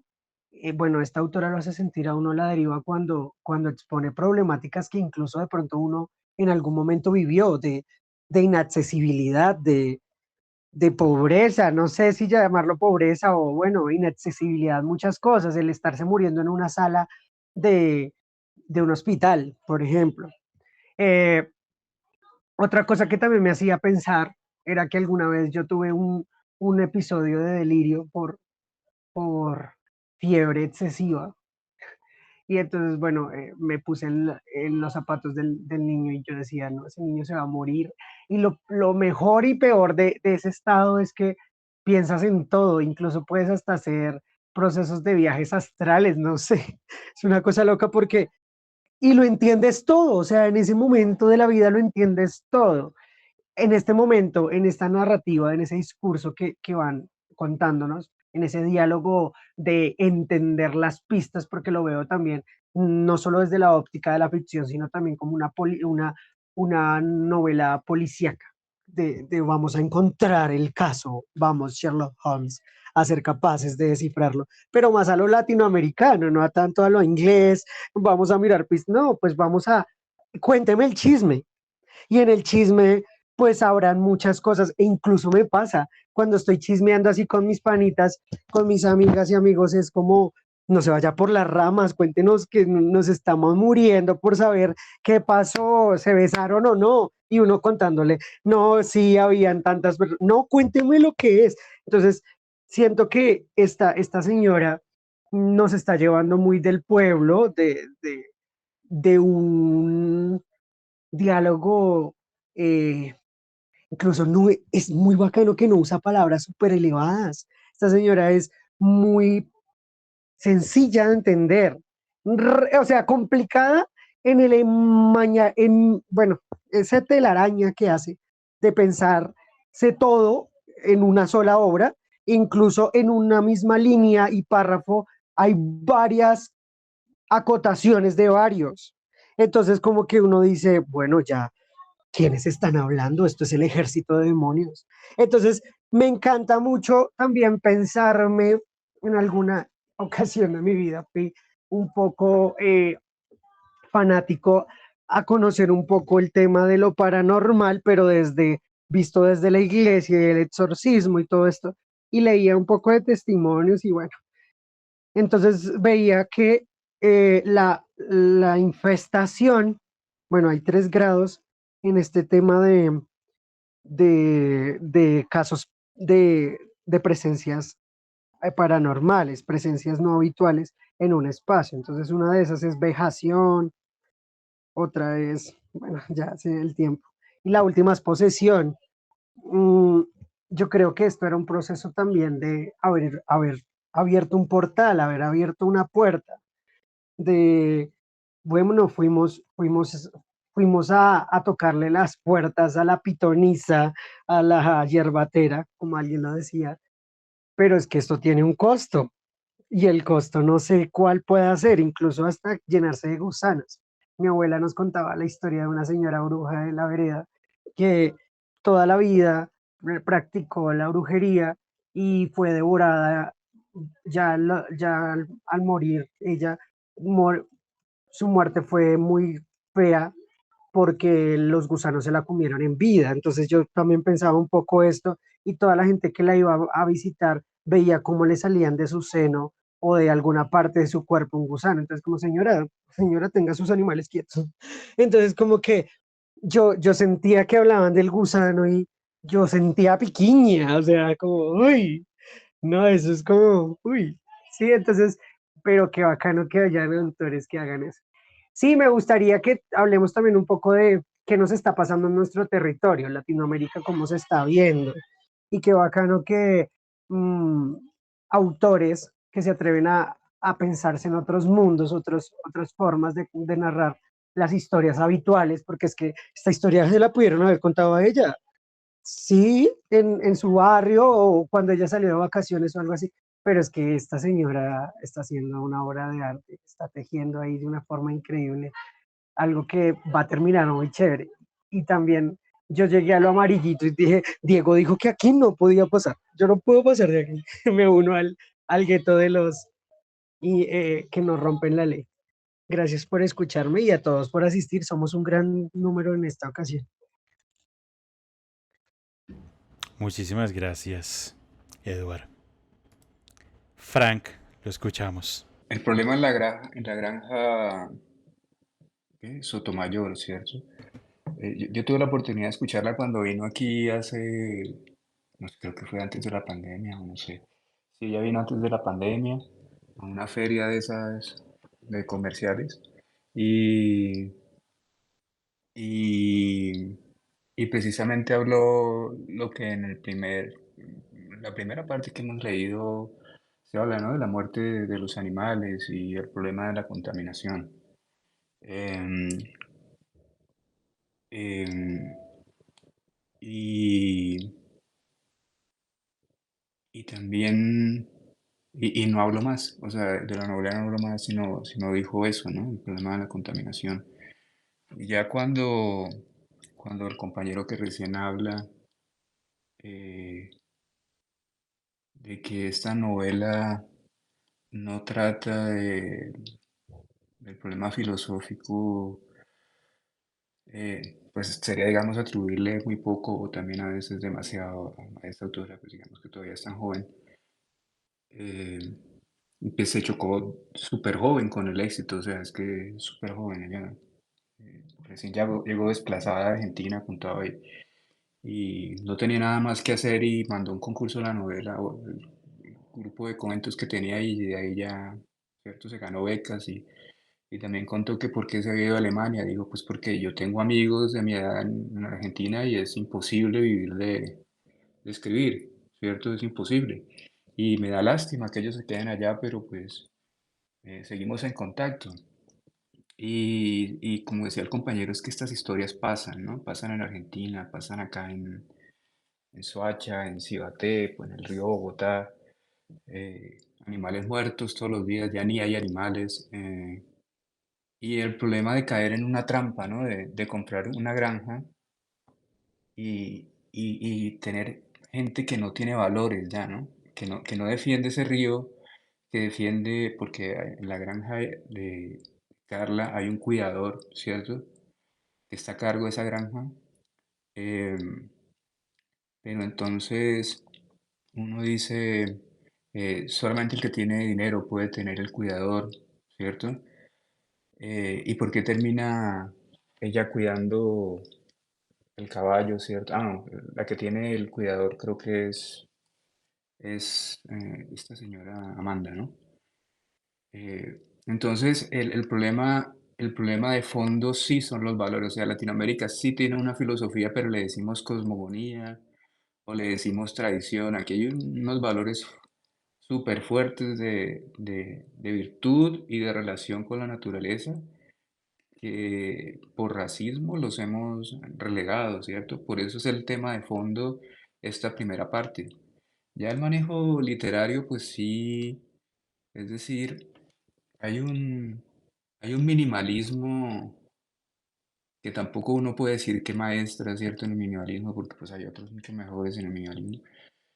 Y tampoco uno dice eh, en la trama que maestra, pues porque uno ve a Soyinka y dice, o sea, también hay cosas mucho más complejas que trata la superposición de voces que ya se había hecho. Es decir, sí está tratando un tema contemporáneo y de una forma súper minimalista, eso tal vez es lo que uno puede agregar, en su fuerte, que es desde el comienzo que ella lo identificó y desde ahí le da que es como han dicho, el suspenso, ¿no? Ella maneja muy bien el suspenso y eso, por eso se ha ganado muchos premios, porque todos los cuentos, todas las novelas siempre manejan un suspenso más que una trama complicada, no, ya escoge un tema y le pone suspenso, y entonces el tema está ahí, o sea, ya todos lo hemos dicho, hay alguien enferma en la enfermería, está moribunda eh, y maneja una superposición de voces, entonces, y el tema de fondo es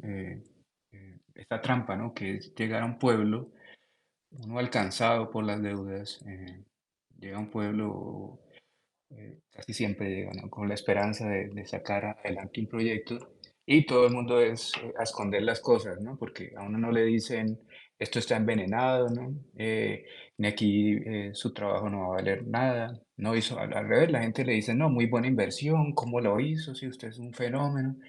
Es decir, hay una pérdida de valores en el campo, que en Latinoamérica, que precisamente viene por no conocer nuestra filosofía, porque la filosofía no solamente es europea, la filosofía china, está Confucio, está Chittata en la India, y aquí está el buen vivir, y sobre todo en la zona andina muy arraigado y no lo conocemos, o sea, y entonces hay una frase muy bonita que dice desde el comienzo, el chico es el que me habla y me dice las palabras al oído. Entonces aquí, y yo soy la que pregunta, gusanos en el cuerpo. Entonces el tema es ahí, estamos hablando de la contaminación en el cuerpo, ¿sí? Bueno, y por supuesto tienen que verse la película de esta vaina que está en Netflix, ¿no? Si la quieren ver.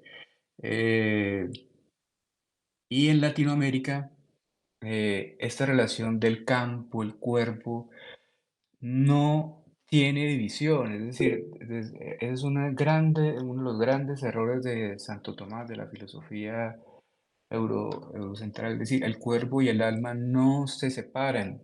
En Latinoamérica no han estado separados. Siempre hemos jugado con el Día de los Muertos y los tenemos presentes. Es decir, si lo dudamos, miremos a Pedro Páramo. Es decir, el comienzo del mundo es la muerte. Aquí en Colombia hay muchos festivales de la muerte. Em, entonces es rescatar esa pérdida de esa, y bueno, aquí está la otra intromisión, ¿no? ¿Por qué lo digo? Porque yo manejé un tema de contaminación acá en Cibate y esto no es un accidente. O sea, no es un accidente que no hayan médicos en Cibate y que tengan que ir las personas que tienen cáncer allá al cancerológico, a los 10 cancerológicos que los remiten a Bogotá. Porque había centro de salud, pero el que contaminó eso mandó cerrarlo. Y la gente se queda callada porque le conviene seguir vendiendo y produciendo con las uñas lo que pueden. Entonces, sí, como decía el compañero, hay un silencio, pero ahí yo lo quisiera agregar que es un silencio ligado a la pérdida de esa relación del cuerpo con el alma íntima. Es decir, es que no se separan, no se separan. Y entonces eso es lo que ella rescata aquí, ¿no?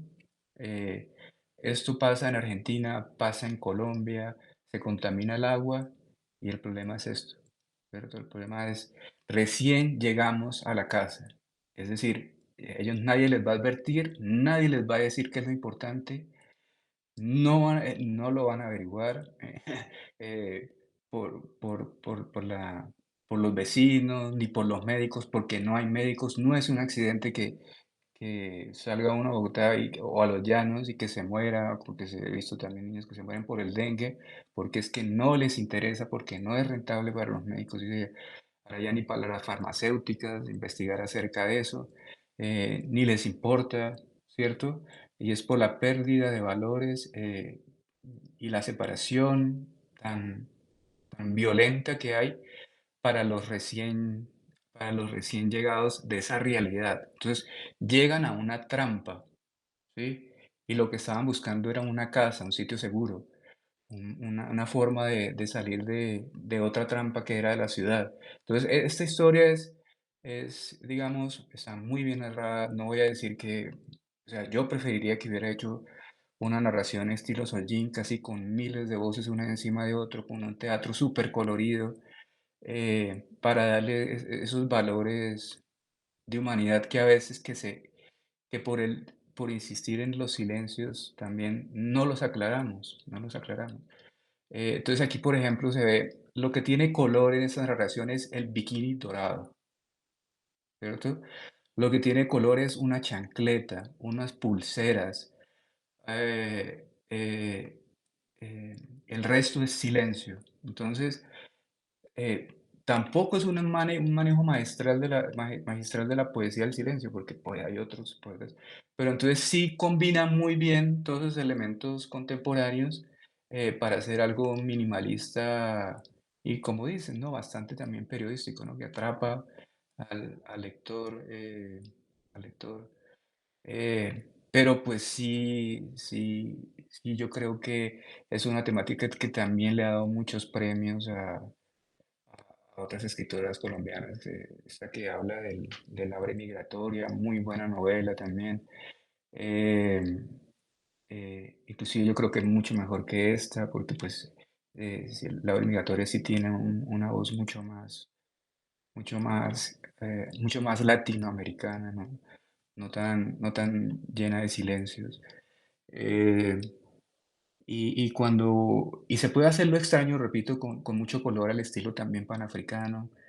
Entonces yo creo que ella le dio muy bien es porque escogió un sitio muy chévere para trabajar esos misterios, esos silencios, esa atmósfera fría, calculadora que es Alemania. Si se hubiera quedado aquí, seguramente hace otra cosa.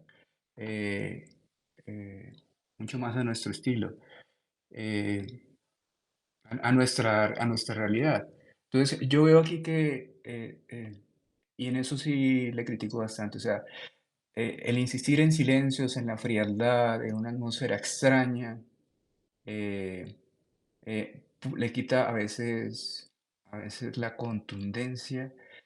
Es decir, para que esto fuera universal, y universal, y un alcance, digamos, como lo tuvo Soyinka, panafricano, o sea, latinoamericano. O sea, algo de fuerza por mantener la extrañeza de pronto, no lo sacrificaría yo, no lo sacrificaría yo. Eh, que sí lo logra, por ejemplo, Juan Rulfo. Y Juan Rulfo siguen hablando y van a seguir hablando 200 años. Entonces, sí, ¿no? Entonces, y lo digo porque pues aquí siempre hablamos de cosas bonitas y todo, pero, pero pues yo voy revisando y no sé dónde podría haber ciertas cosas más, eh, eh, que acompañaran más estos relatos, y entonces se siente la distancia también cuando uno escribe.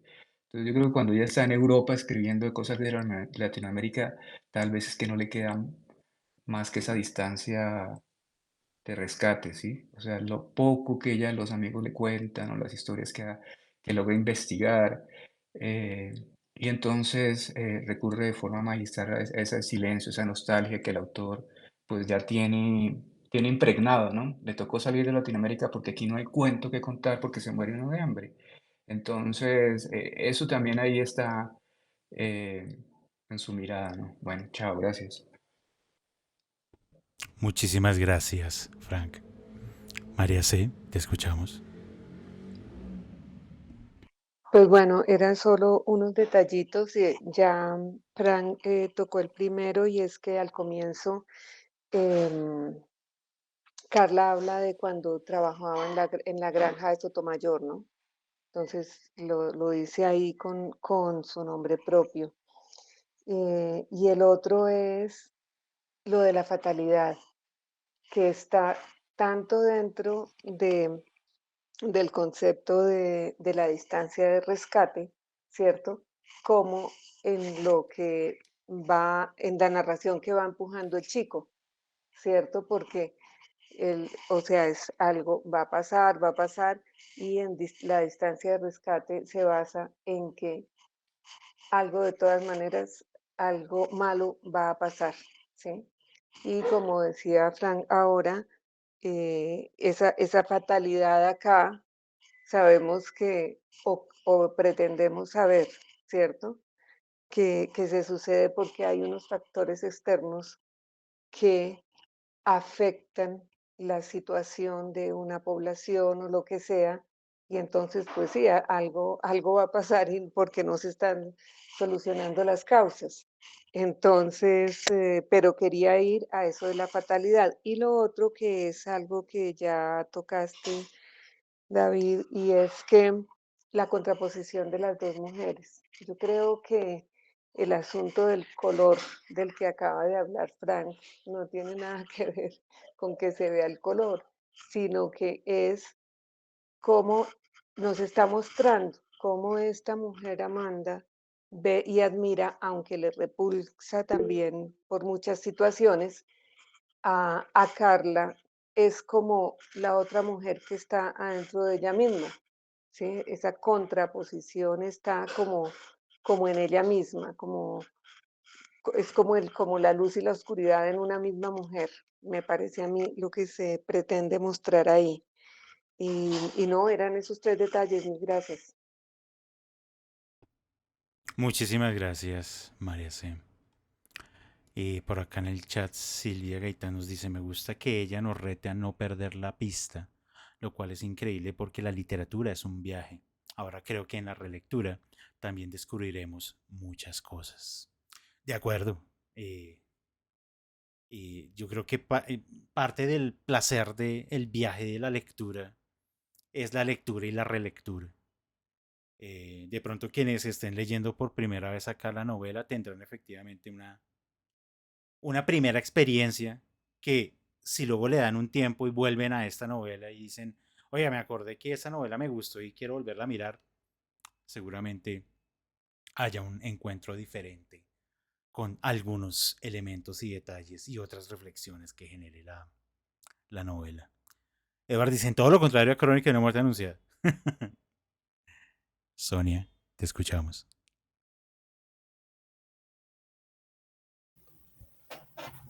Hola, buenas noches. Bueno, yo quiero destacar, digamos, lo que más me llamó la atención de ese comienzo, por ejemplo.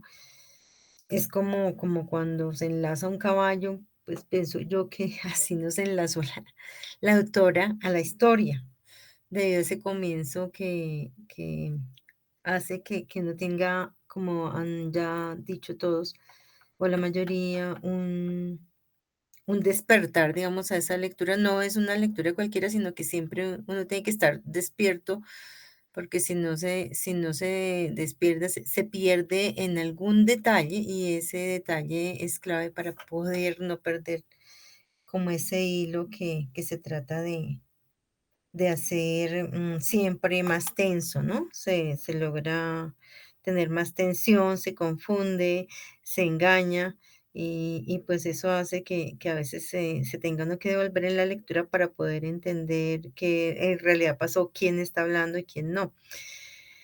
Eso me parece genial para el comienzo de la lectura, me parece algo que es indispensable para que la historia pues se mantenga en un nivel de interés inicial alto. ¿Cómo se mantiene, pienso yo, con la economía de las palabras, pero llena de detalles, de acciones y detalles, ¿sí? Yo veo que se requiere de mucho, como dicen ustedes, de mucho trabajo de la autora para mantener tanto detalle y tanta acción, porque eso logra precisamente poder mantener como el interés alto de la historia, aunque la forma del lenguaje sí es muy sencilla, pero no tanto eso es lo que llama la atención, sino la manera en cómo desarrolla todos los detalles que suceden alrededor de lo que ella quiere contar, ¿no? Pienso que, pues no sé si alguien ha mencionado el ejemplo de lo que sucede con querer por encima de todo algo que naturalmente ya no debe ocurrir de otra manera. Es decir, la insistencia de la madre en que su hijo no muera y que viva de cualquier manera, así ya realmente sea un extremo como el de dividir en dos cuerpos el alma, ¿no? Esto es como ejemplarizante, es como siempre deberíamos tender a aceptar lo que naturalmente son las consecuencias de un envenenamiento y no a toda costa querer mantener la vida de una persona, de un ser querido, no importa lo que le pase a él, ¿no? Y las consecuencias que eso pueda tener, ¿no? Cada personaje también agrega siempre misterio, más misterio a la obra, ¿no? Cada una de ellas es un misterio y desarrolla siempre algo, alguna acción que tiene misterio y tiene sorpresa, ¿no? Y eso hace que sea una obra supremamente interesante porque yo pienso que al ser algo novedoso, pues tiene que impactar y esta novela logra impactar. Y tengo también una cierta similitud en cuanto al personaje que ya casi muere supuestamente con el de La Mortajada de María Luisa Bombal, que es una escritora a la que se le debe mucho, sobre todo porque no se le ha reconocido, donde sucede una historia algo parecida, pero su lenguaje y su tema existencial, su dramatismo y todo eso, pues tiene un nivel superior. Me parece que podría haberse inspirado en parte ese personaje en este de La Mortajada y me parece valioso que se haya retomado de una forma novedosa. Se dice que Juan Rulfo tuvo mucha inspiración en María Luisa Bombal, así que también encuentro ese detalle, pero igual pienso como Alexander que el nivel es totalmente distinto, el impacto del lenguaje, el impacto de las escenas o del ambiente no es el mismo, ¿no? Este es más superficial y más de acción y pues sí, tiene su mensaje ecológico naturalmente. Pero estas dos joyas, María Luisa Bombal y Juan Rulfo, pues pienso yo que son inspiraciones que debió tener ella. Eso era, muchas gracias. Muchísimas gracias, Sonia.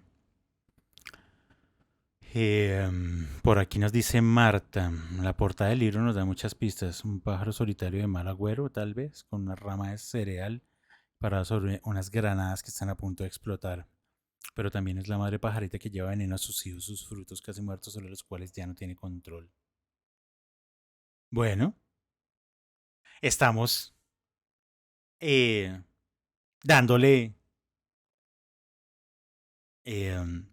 un sentido también a esa ilustración de esta edición, porque sé que hay una segunda edición de este libro que de hecho creo que ni ilustración tiene.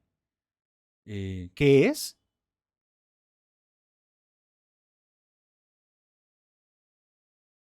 No. Lo miro y no sé qué es eso. Es un caballo.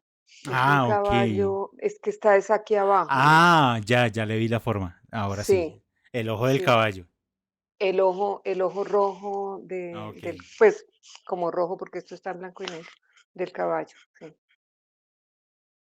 Eso, que además, bueno, sí, esa sería también luego una charla muy interesante y es pensarse cómo elegir una ilustración para una novela. La de la portada, ni más ni menos. Entonces, sí, hay ahí decisiones editoriales bastante complicadas en donde si a mí me van a escoger entre el caballo y el pájaro, prefiero el pájaro con las granadas. Literalmente con las granadas. Bien. Bueno, damas y caballeros, continuaremos la lectura. Y pues bueno, ya con lo que hemos discutido el día de hoy, lo que hemos charlado, lo que hemos reflexionado sobre esta primera parte arbitraria de la novela, pues ya podemos tener como unos elementos de nuevo como de hipótesis de lectura sobre la situación en general, sobre los personajes en particular, y pues empezar a hacer como esas apuestas de, bueno, ¿esto para dónde va? Porque recordemos, estamos hasta ahora en el primer tercio de la novela, y ya es bastante lo que nos han presentado de la situación y de los personajes. Entonces podemos empezar como a hacer nuestras elucubraciones personales y sobre esas elucubraciones pues continuar la lectura de Distancia de Rescate. Como siempre, agradecerles profundamente su asistencia y participación en este espacio. Ustedes saben que este espacio es de ustedes y para ustedes. En 8 días continuamos con Samantha Schweblin. Recuerden quienes van a participar de la lectura del Quijote. La otra semana, el jueves, a la misma hora, vamos a dar inicio a nuestros encuentros quincenales del Quijote de la Mancha. Pásenla bueno, descansen, sigan leyendo, duerman, pásenla bueno y nos vemos la próxima semana. Gracias.